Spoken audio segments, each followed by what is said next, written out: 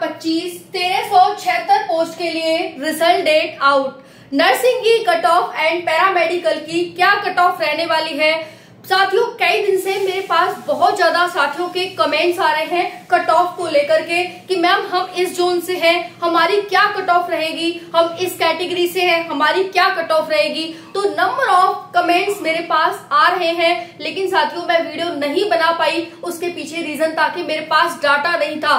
Data इकट्ठा करना अपने आप में एक डिफिकल्ट टास्क होता है, क्योंकि साथियों बिना डाटा के कुछ भी कह देना पॉसिबल नहीं हो पाता है। तो साथियों डाटा के साथ मैं आज आपके बात करने वाली हूं कि आपकी जो कट ऑफ है जोन वाइज क्या जाने वाली है। अगर आप इस जोन से हैं, रेड से हैं तो क्या कट ऑफ रहेगी, येलो से हैं तो क्या रहेगी और ग्रीन से हैं तो क्या रहेगी। आपका सेफ स्कोर 2025 में क्या रहेगा। उसके साथ साथ साथियों रिजल्ट डेट को लेकर एक बहुत बड़ा अपडेट निकल करके आया है, आरटीआई रिप्लाई निकल के आया है। सारी जानकारी आपको बहुत ही ऑथेंटिक, इंफॉर्मेटिव और बहुत ही सरल भाषा में मिलने वाली है। तो जितने भी साथी हैं चैनल से बिल्कुल जुड़ जाएंगे। आपको पैरामेडिकल, नर्सिंग दोनों से संबंधित हर एक अपडेट आपको समय से मिलती रहेगी। चलिए साथियों जानते हैं इस डाटा को कि क्या डाटा निकल करके आया है, टोटल कितने बच्चों के साथ आपका कंपटीशन रहने वाला है और इस बार कट ऑफ में कितना बड़ा खेला देखने को मिलने वाला है,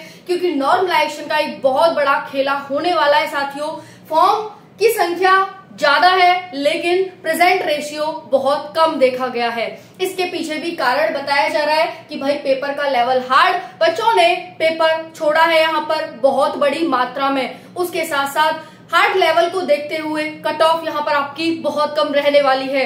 क्या कट ऑफ रहेगी उस डाटा पर हम बात करने जा रहे हैं। साथियों हार्ड शिफ्ट में आपको नॉर्मलाइजेशन मिलने वाला है।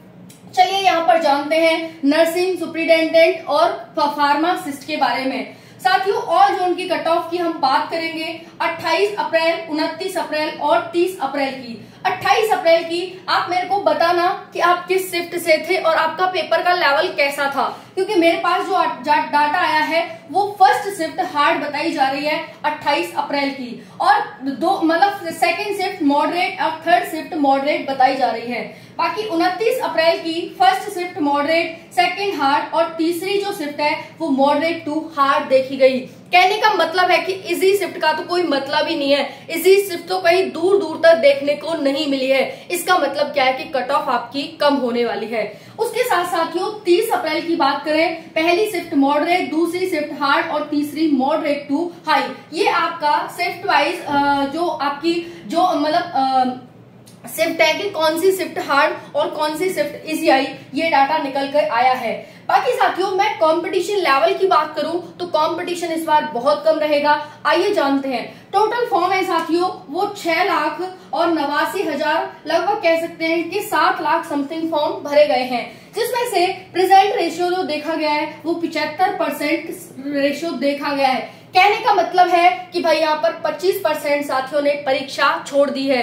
कहने का मतलब है कि भाई बच्चा पेपर तो देना चाहता था, लेकिन साथियों हार्ड लेवल को देखते हुए पीछे हट गया कि भाई जाऊंगा पैसे फूकूंगा, पेपर का लेवल हार्ड आ रहा है, नंबर होगा, सिलेक्शन होगा नहीं, मतलब वो पहले से ही डर गया। ऐसी स्थिति में साथियों क्या कट ऑफ रहेगी इस पर बात करेंगे। साथियों अगर मैं बात करूं नर्सिंग की तो 3,37,000 समथिंग फॉर्म इसमें भरे गए हैं। उसके बाद साथियों ये आरटीआई का रिप्लाई बताया जा रहा है आप सभी को। साथियों जनरल की बात करें 86,096, ओबीसी 1,25,472, ईडब्ल्यूएस 12,424, एससी 80,490 और एसटी 32,270 फॉर्म देखे गए हैं। वहीं पर साथियों मैंने आपको बताया कि आपके एग्जाम का लेवल है वो कुछ इस प्रकार से देखा गया। एग्जाम लेवल से बच्चा पीछे हट गया और यहाँ पर जो आपको नॉर्मलाइजेशन देखने को मिल रहा है साथियों वो 28 की जो हार्ड शिफ्ट है आपकी, ध्यान से समझिएगा, जितनी भी हार्ड शिफ्ट है साथियों उसमें आपको 12 से 15 नंबर का नॉर्मलाइजेशन देखने को मिलने वाला है। उसके साथ साथियों जो मॉडरेट शिफ्ट है उसमें आपको साथियों 10 से 12 नंबर का आपको नॉर्मलाइजेशन देखने को मिलेगा। तो ये आपको नॉर्मलाइजेशन रहने वाला है इस बार। ध्यान से सुन लीजिएगा, अपनी कट ऑफ क्या है ये बताइएगा और आपकी शिफ्ट हार्ड थी या इजी थी ये भी बताइएगा। चलिए साथियों, बात करते हैं यहाँ पर आपकी कट ऑफ को लेकर के, क्योंकि कट ऑफ आप जानना चाहते हैं कि आपकी कट ऑफ आखिर कितनी जाएगी, है ना। तो चलिए देख लेते हैं यहाँ पर जितने भी साथी हैं। बाकी मैं आपको रिजल्ट डेट बताने वाली हूँ कि रिजल्ट डेट आपकी क्या है। तो चलिए देखते हैं यहाँ पर जितने भी साथी हैं, कमेंट जरूर करिएगा कि आपकी क्या कितने नंबर बन रहे हैं।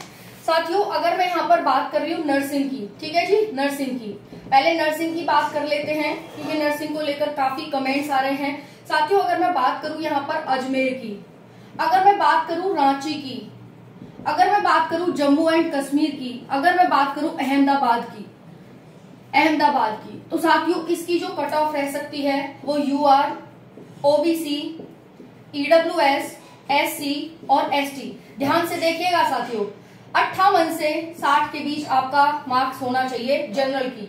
वहीं पर OBC 56 से 58, EWS 53 से 55, SC 48 से 50 और ST 42 से 46। इतना मार्क्स आपका होना चाहिए। ये हो गई साथियों आपकी रेड जोन की कट ऑफ। अब हम बात कर रहे हैं यहाँ पर साथियों ग्रीन जोन की, कि आपका सेफ स्कोर है वो क्या रह सकता है आपका किसमें, नर्सिंग में। तो भाई सेफ जोन वाले देख लो, जितने भी साथी हैं, सेफ जोन आपका इतने नंबर पर होगा।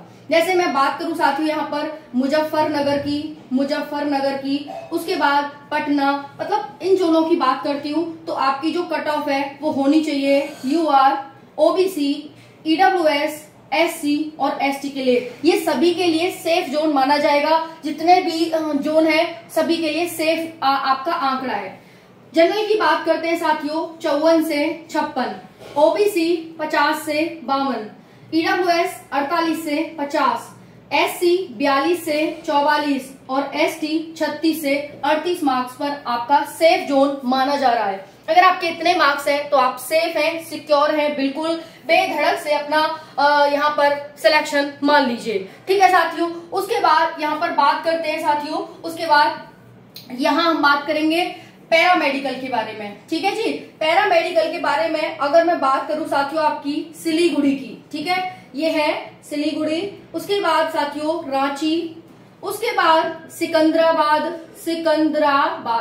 और उसके बाद साथियों पटना, ध्यान से देखना, गोरखपुर, जम्मू एंड कश्मीर, गोरखपुर, उसके बाद मालदा, ठीक है जी, और उसके बाद है मुजफ्फरनगर, उसके बाद भोपाल और बिलासपुर। तो इनके अगर हम बात करते हैं साथियों, इनकी कट ऑफ क्या रहेगी, ध्यान से देखिएगा, जनरल, OBC, EWS, SC और ST। बहुत गर्मी है, मैं बस आपके लिए कि ठीक है बच्चों को अपना सेफ स्कोर पता चल जाए, अदरवाइज बहुत गर्मी है साथियों, AC तो है नहीं, तो गर्मी बहुत ज्यादा है।